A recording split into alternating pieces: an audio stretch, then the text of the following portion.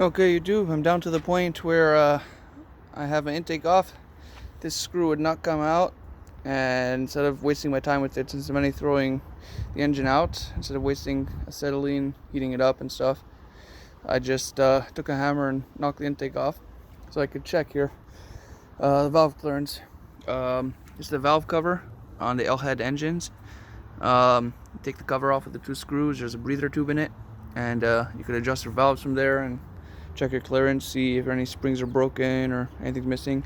Here's a governor, which is still intact, of course. Usually, actually, these governors sometimes freeze up and they blow a hole in the block, or they make a crack in the block, and it pisses oil from there, and people think it's coming from the breather. But yeah, this one looks intact. The block looks intact. But we're gonna get through to the engine.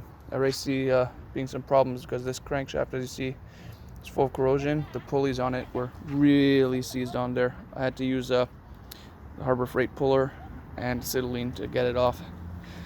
Anyways, I'll take off the head and I'll check the top of the valves and see how it moves. See, even the coil's pretty corroded. The flywheel's corroded. This whole thing is just like really corroded.